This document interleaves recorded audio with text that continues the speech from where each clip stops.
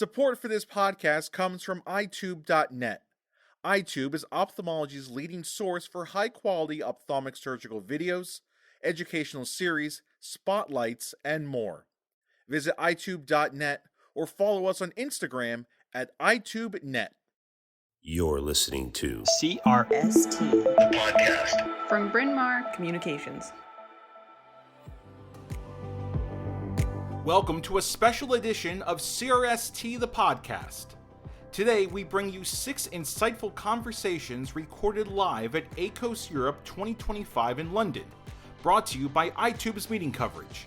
In these segments, you'll hear leading surgeons and experts offering their unique perspectives and key takeaways from the symposium's most compelling sessions.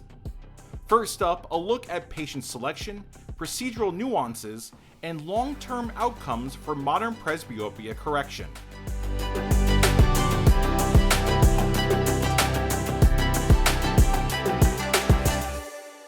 Hi, I am Ashraf Aramia from Cairo, Egypt. I'm a consultant ophthalmologist.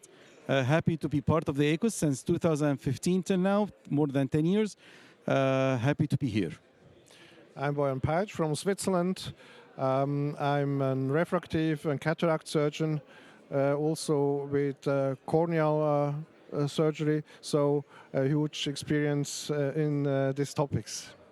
It was really an amazing session about presbyopia. We're covering everything from the laser corneal base till the lens base, then the future of accommodative lens. What do you think about the session and how it highlights, because presbyopia is becoming the hot topics nowadays in our fields?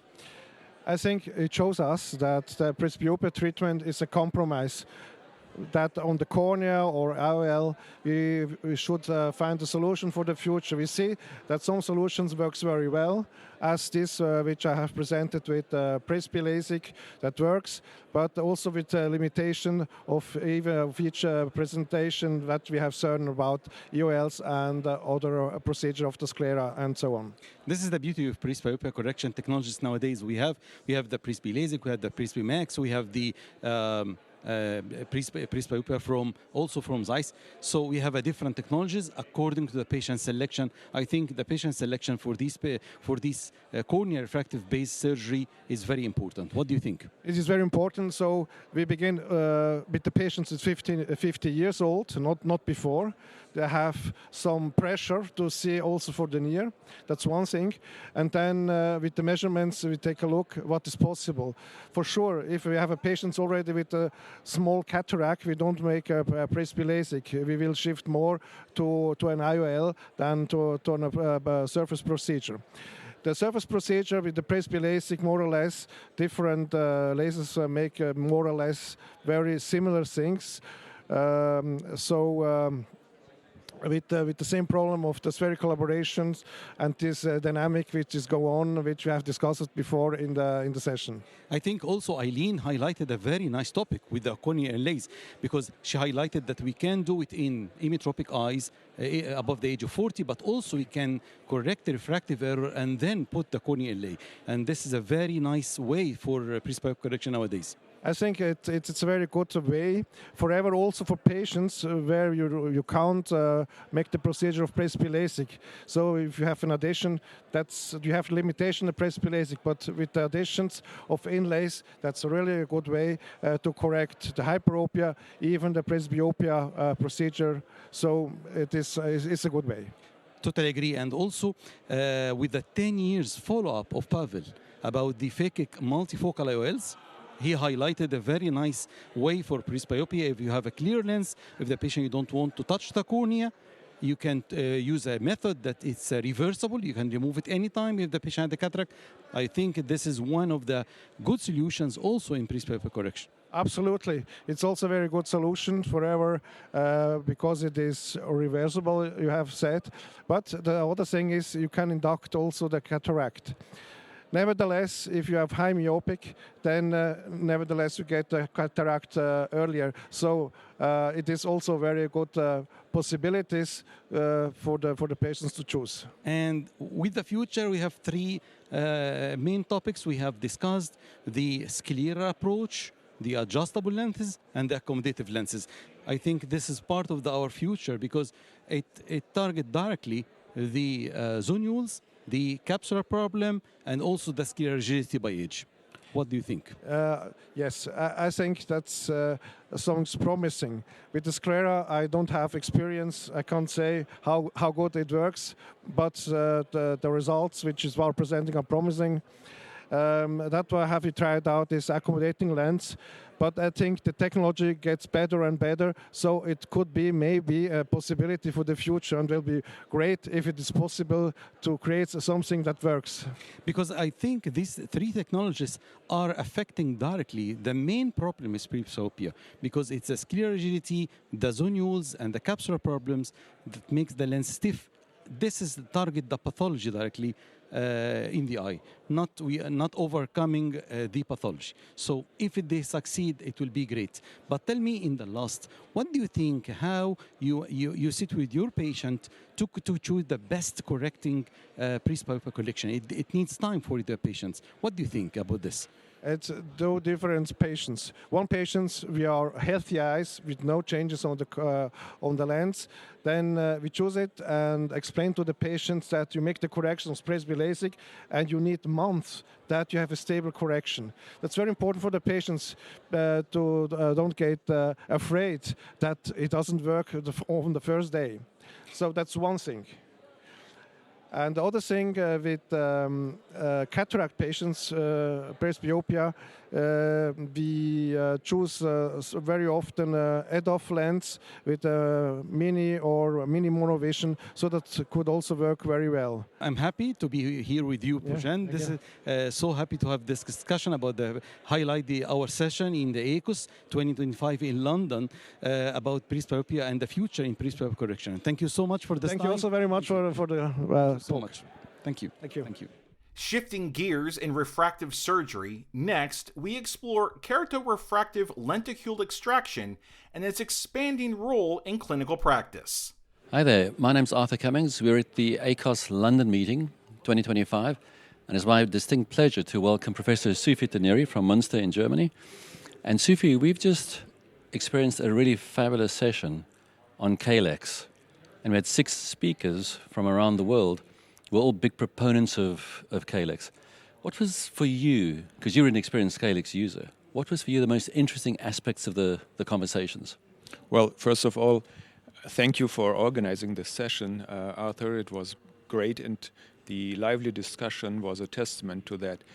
I think the most important takeaway is that Calyx is mature now, as is LASIK for more than 10, 20 years now. LASIK has had a head start, but Calyx is catching up, and both are very mature procedures now. And we are tweaking here a bit, there a bit, but both are extremely safe and effective. And we are tipping the final details of the results, but the outcomes and the patient-reported outcomes, the objective outcomes, are excellent with both procedures. Fantastic. I mean, you say that you're tweaking things. That's mostly around the energy, it sounds like. Is that right?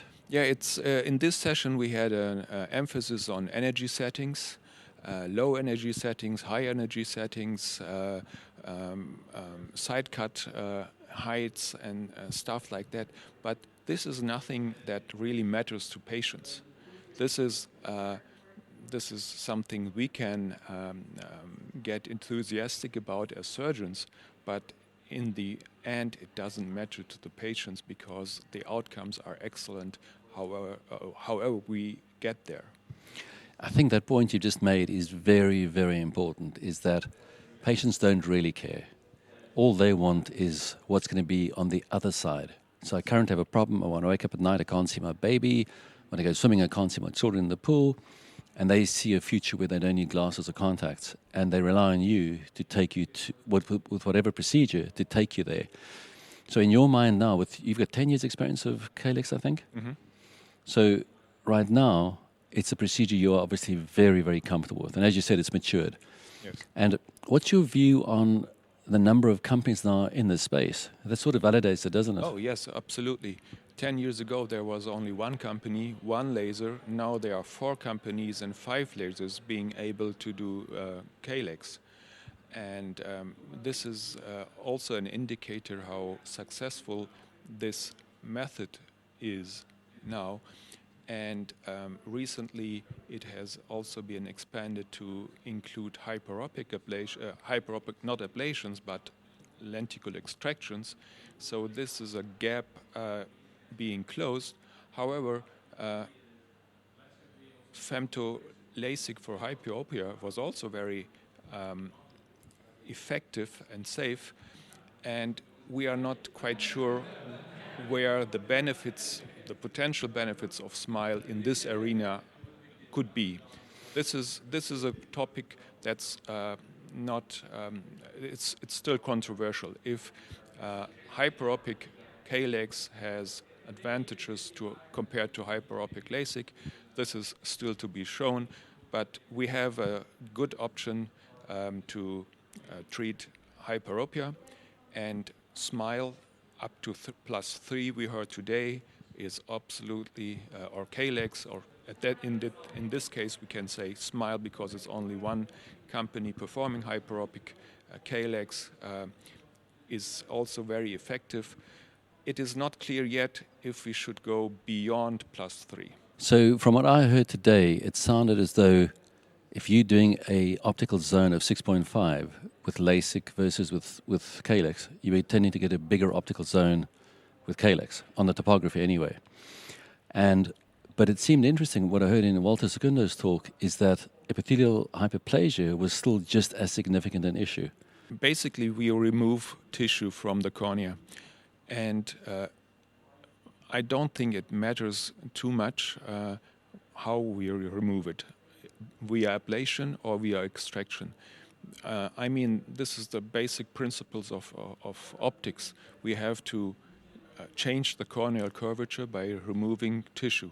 And basically, the amount of tissue that is removed is depending on the amount of curvature change that we want to achieve. So it has to be more or less identical with SMILE and LASIK. And epithelial hyperplasia occurs where tissue has been removed. So it should be more or less identical, I think. Now we turn to the developmental pipeline with insights from the AECOS Innovation Forum. Good afternoon. I'm Bill Link. I've been in the ophthalmic field a long time as an investor and entrepreneur. Flying L Partners now has made a whole series of investments, and it's a privilege to be here with a good colleague and friend, Kuldev. Thanks, Bill. Wonderful day today. I'm Kuldev Singh. I'm a professor of ophthalmology at Stanford University, and I practice glaucoma and cataract, and I really enjoyed the opportunity to collaborate with Bill and John Bonnell and Keith Barton to have this Ophthalmology Futures joint session to begin the first day of AECOS. And it's been terrific. The last session was exciting to me. You know, it was featuring a continuous innovation in how we see and what the optics are on the lenses that we implant. And I've, as I referenced a moment ago, been here a while. And so it's really encouraging to me to see that we're happy but not satisfied. And that was what I learned today as well, Bill. The theme is that there's been a tremendous innovation, but there's more to come. And the field is certainly not reaching a phase of stagnancy, quite the opposite. In fact, I expect that IOL technology will continue to evolve very rapidly in the years to come. What's also interesting is that there are no clear favorites in terms of one or a few lenses that will likely dominate the market, because it looks like there are so many opportunities for patients right now that there will continue to be a need to customize care for the individual patient's needs. And I think that'll spur on even more innovation. I think so as well. And one of the topics that we talked briefly about during the last session is competition. competition, competitors make us better, and we're never quite satisfied. We have a platform, hopefully, that performs really well and is durable, but we listen to the patients and the surgeons and the customers, and we monitor what the competition is doing, and quote unquote, it raises the bar. It absolutely does. And what I've been amazed at is how people who do compete still see us as part of one ecosystem. And it's a healthy competition that's very collegial in our profession. I think we saw that today. I think another thing that was very special about today is we saw companies with novel technology, startup companies who hope to come to market with new IOLs, but we also saw the larger companies that have been in the IOL business for a while share with us what they see is the future of their IOL business, and in particular highlight what they think is most exciting with regards to their technology going forward. Thanks for that. And I think another message that hits me very positively is the role that AECOS is playing in our meta universe here. Is when AECOS was founded some years ago, one of the ways I like to categorize it is a society of physician and non-physician innovators. It's a combination society, and it's quote-unquote unique in our field. Bill, I've been to, I think, 4 or 5 AECOS meetings, and you really feel it here. You come to this meeting and you see that everyone here is interested in innovation. I think the fact that the Europeans and Americans are at equal footing here, there's great mutual respect and collaboration, and then you add to that some of the leading people who are working in the laboratories to develop the new technologies, combined with the people who will be charged with bringing these technologies to market. It really is a special group of a few hundred people that is unlike any other that I've seen in my career. Well said.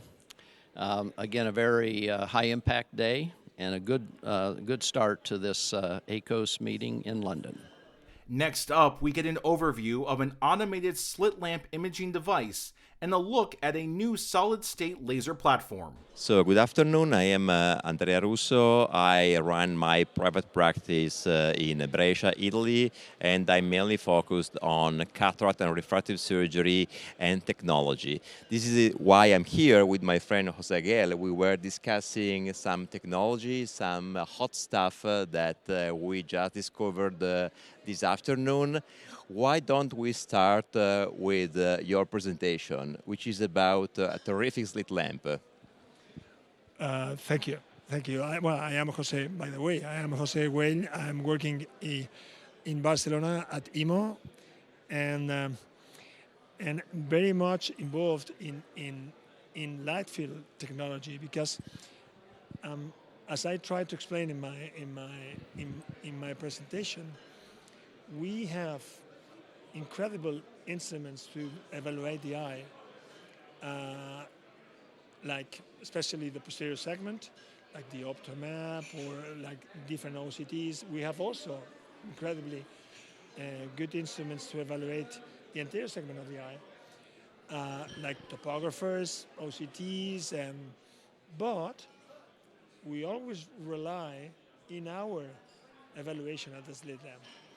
And this is almost impossible to be substituted. So if I want to send you the information of a patient that I have in mind and that has an anterior segment inflammation, and I send you a simple single image of the slit lamp, you won't be able to really understand what is happening there, because you need to explore the patient.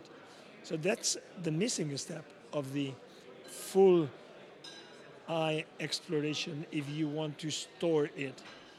So I really think that to have a slit lamp a slit evaluation able to be performed by anyone, because it's the machine that is doing the evaluation, and that you have this video in your hands to later on evaluate, to send to you, or to I think is a really a step forward in ophthalmology. Yes, this is something we are missing. So it's an unmet need so far. So I had a question for you I didn't ask before in the interest of time, but my question was, do you believe it will be possible sooner or later to make it robotic, automatic? I mean, it's me, maybe in another country, moving a joystick or something like that, which is connected to motors in the slit lamp. Well, one of the good things, I understand your question, but the good thing is that you don't need that because it's already the exploration being performed automatically. The only thing that you will need is to have someone measuring the height of the position of the chin in the front as you need for any other exploration. So as long as you have someone going there, your patient is going there, the exploration is being done automatically. So from in answering to your question, of course, you will be able just to say, go, and then you will see the slit lamp exploration as you have programmed. Because another good thing is that it is not the same, the movements that you're going to do at the slit lamp if you want to evaluate the lid or you want to evaluate the anterior chamber because of inflammation or trauma, or the cornea. So you might have different programs. So it's already robotic. It's already programmed. Robotic. Okay, okay. Well done. Great. Which I think is good. Perfect. So moving to other topics, I believe that data is a common denominator, not in the future, in the present, because without data, we don't have the power. Data, I believe, is the new oil. So it's a challenge to extract the data from the equipment, which is the same challenge like extracting the oil from the ground.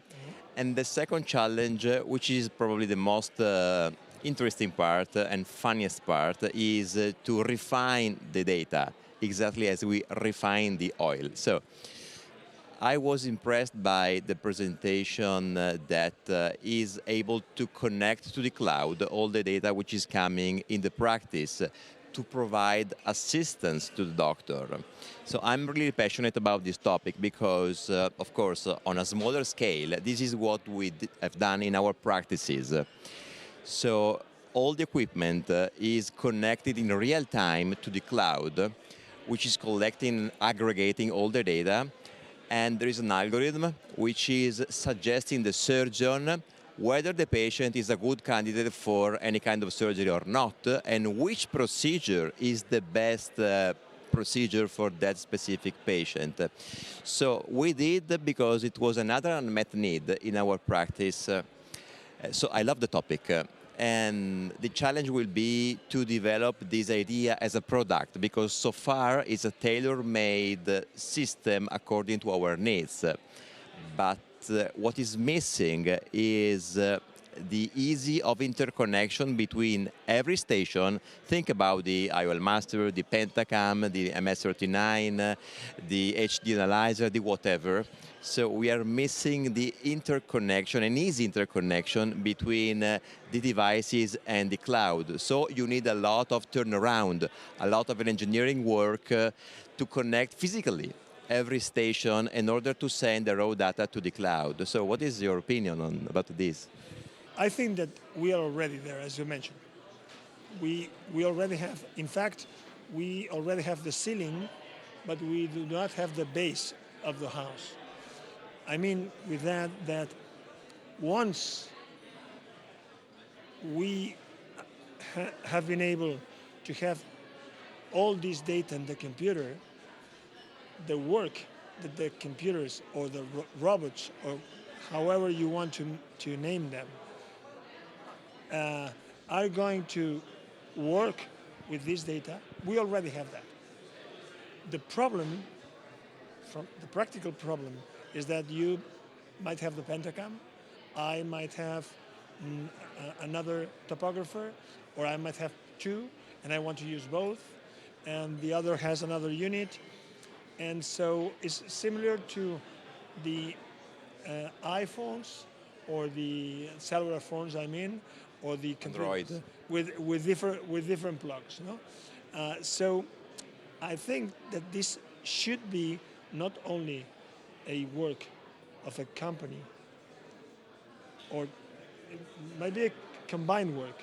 We need to have this sealing working companies like the one that we have seen today, but also I think that we have to have an effort from all the providers of units making easy for the ceiling to be connected with the base. Because if not, we have the possibilities to do it, but we have not the way to connect them. So. I was impressed by this new laser technology, which is without the cavity, is a solid state laser, which is welcome because we can save space, we can save costs, we can save on the maintenance. These are kind of advancements in the field. So I'm a little bit skeptical at this stage, to be honest, about the possibility to remove the stromal tissue in the presence of water, because it's not a standard. How much water is on the cornea? Is it a thin layer, a thick layer? So maybe the energy will be reduced. Okay, it's not a problem having water, but the quantity of water can be kind of a limit to the standard of the procedure. When we deal with excimer laser, we need the nomograms because of the humidity, because of the surgical techniques, because of many details. So I believe that the quantity of water is probably not a problem anymore, but still is something to be at least standardized. What do you think? Well, I don't know. I was really, as you, interested in this talk. I think that solid-state laser conceptually is much more independent of water content. So from that point of view, I think that nomograms should be easier to be adjusted for ablation. But this is just conceptually, I think. Of course, they will need to demonstrate that. But the main advantage of having a crystal, having the capacity to perform this ablation is quite significant, because we're going to be able to continue with a procedure that I also agree with the speaker, LASIK, which is in any of his ways a incredible procedure, but independently where you are, independently of the quality of the room temperature, independent of these adjustments that you need to do in your excimer unit every 3-4 weeks because of changes of fluence. So I think that is a jump towards the same technique, but with a better unit. But of course, they will need to provide us, as you mentioned, of course, extremely accurate. Anyway, software. It's so we share that it's a nice leap ahead because excimer laser reached a plateau. They almost all do great so far. So companies are less willing to invest in this technology. So I believe it's a good idea. They didn't have the excimer laser in the portfolio. Correct me if I'm wrong. No, you're right. So it's the first one. So this was a good chance to start from scratch and to develop a completely new laser. So they were brave enough to embrace this mission. So I believe that from also the company standpoint, it's a nice idea to invest in something completely new. That will be, if it works, probably a game changer in the field, because we get rid of the gas, the cylinder, all those dangerous gases. So it's a nice opportunity to Let's see see. if also a wavelength which is a little bit different than the one we are used to use in our excimer lasers will be as effective as we expect. We'll see. We'll see. Wrapping up our AECOS Europe highlights is a look at strategies for adjustable lens use in complex cases and evolving keratopigmentation techniques.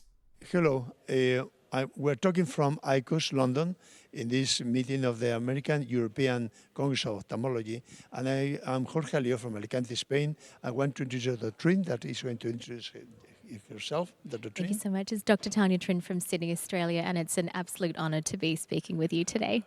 Very good. Well, we have had a very interesting session, right? Yes, absolutely. Very good. Well, which case did you find more interesting or more challenging for you? You know what? I think we opened with a brilliant case talking about the light adjustable lens. It's not a technology that we have available in Australia, and the case that was presented was about radial keratotomy and how do you treat a cataractus patient in terms of managing expectations with spectacle independence. What lens do you choose? What power do you choose? And what I love about hearing about the LAL technology is the adjustability. But as I don't have it in my country, I was just wanting to lean on your experience about what you found about LAL technology, particularly in these tricky patients. Well, this technology has been alive for many years, more than 20 years actually, and so I know it from the very beginning and in today's environment in which we have a very good precision of the intraocular lenses IOL calculation power, and we need less for that purpose than for the management of the patients after the surgery. For instance, if you have a patient like the one that was presented here with RK, we know by the vision that they are quite tricky patients. Many times the refraction cannot be estimated, it's fluctuating, so probably LAL in these cases do well and has a meaning, and in other cases like those in which you want to have monovision or to decrease monovision after the surgery, you can do it, and as well when you want to induce on the purpose some spherical aberration in order to increase the depth of focus. In my opinion, there was a moment in the past in which LAL had a good chance in order to substitute the problems made in the IOL calculation. Now IOL calculation is quite precise, and the LAL offers the opportunity to make an adjustment customized to the patient needs after the surgery, probably 1 to 2 months after the surgery. So what do you aim for initially then in terms of choosing your LAL power so that you have the maximum amount of adjustability in the RK patient? Well, in the RK patient is tricky because I try always to be targeting minus. A minus is between 0.5 and 1.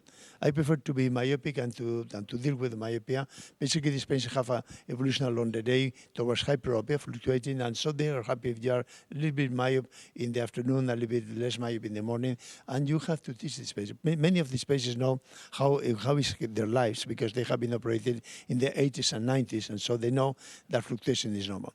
I found very interesting because I'm involved on that on the keratopigmentation cases. What do you think about that? So the keratopigmentation cases, we do a lot of therapeutic keratopigmentation, whether it's creating a femtosecond pocket for the management of an irritating peripheral iridotomy for the dysphotopsia associated with that. What I found quite interesting was the use of cosmetic keratopigmentation, and certainly in cases where combining it in cases where you've removed bilateral iris implants, which we realized how toxic they are to the internal compartments of the eye, but combining that with the cosmetic pigmentation. What I found in my experience is that the deeper we put the pocket, the more long-lasting the dyes tend to be because they do tend to oxidize the more superficially they're placed. But I was really wondering about your experience with the lighter colored dyes and their stability over time. Have you found that they've more or so retained that color that the patients obviously paid a premium for? Do they need adjustments over time? These were the questions I had surrounding those cases. Yeah, we have two types of keratopigmentation. Those that are for therapeutic purposes. Therapeutic purposes are because an ugly eye or because an iridia, for instance, an iridia or albino people, albino patients, and these are therapeutic cases. And cosmetic are just voluntary change of the color of the eye. Among the techniques that are described, there are lasers that don't work. This is clear now. We have the intraocular implants that which are awful and they are malpractice. Absolutely, Malpractice. Absolutely. It's all these patients end with a lot of problems. And then number three, the voluntary change of the eye color based on keratopigmentation. Keratopigmentation have been practiced by us since 2011. We have published papers since then, that moment. We have about 20 papers in which we have studied the technique, therapeutic and cosmetic, and it works well. The surgery is fine. Surgery is fully developed. The pigments are the problem. The pigments have to be chosen carefully because not all of them are adequate for cosmetic purposes, and you have to be educated by the patient about what is the need of the patient. We're dealing with cosmetic patients, and dealing with cosmetic patients is not the same like to deal with patients that have one ugly eye. Absolutely. These patients need to have a better life because the cosmetic appearance, patients that want to voluntarily change the color of the eye are different patients. They want some to be better or different because subjective reasons, and you have to understand that these reasons are reasonable. The evolution along time of these pigments is still not well known. Some of them are very stable. I have patients with over 11 years with no change, and actually they look even better now than in the past.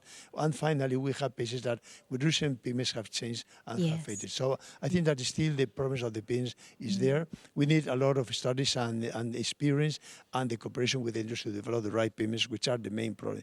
Problem of keratopigmentation are not the surgeries, are not the patients, you can select them properly, is to choose the right pigment, stable, with the color that you have, they are going to have, and is stable in the long term. Do you mix the pigments to get the same color for both eyes? Yes, I do. Yes. So this is the art of being a doctor. Yes, it's definitely an artistic component to that, to try and get the pigments, because I know that when I'm trying to match iris color, it is always very challenging to try and get what we use. Certainly in my fellowship in Canada, we were trained to use the very similar to tattoo pigments, but mixing the colors is definitely an art in terms of getting the right color match to the patient's eye, so that at least not only is their dysphotopsia resolved, but they don't seem to have an extra black dot on the surface of the eye. What I found particularly fascinating was the nature of the application doesn't preclude you from doing successful endothelial keratoplasty afterwards. So if the patient in these cases, which are really hard, we all know that bilateral iris implants cause havoc right from the anterior segment through to pressure problems, through to iris atrophy, and some patients in the literature have certainly been reported to have retinal vein occlusion. So the complex management of these patients is often lifelong, and I was really interested to hear about the endothelial keratoplasty ability to perform that through keratopigmentation. Actually, we presented a case here with this indication bilateral. It was bilaterally affected by a bilateral cosmetic implant with bilateral problems, uveitis, glaucoma, hyphema, and finally the patient was with a decompensated cornea. Everything is doable. You have to have experience in cornea surgery, experience obviously in keratopigmentation, and you can stage this procedure. As a matter of fact, what we did in the first eye was to explant the lens, to explant the artificial iris. Yes. Cataract surgery. Then we did the DMEC, and we did the corneal tunnels for the keratopigmentation. And 10 days later, once that we checked and we knew that the cornea was in proper condition, then we did the keratopigmentation, and then we started with the other eye. We had a framework of 1 month to do everything because problems related to the convenience of the patient in the film industry, because she's a famous philanthropist in the Middle East, and we accomplished this. So the DMEC is feasible, the DMEC is doable, the surgery combined with keratopigmentation is something that you can program, and with good planification you can have a very good success, as hopefully we have. Thank you for listening to this special episode, bringing you key takeaways from AECOS Europe 2025. Join us next time on CRST the podcast.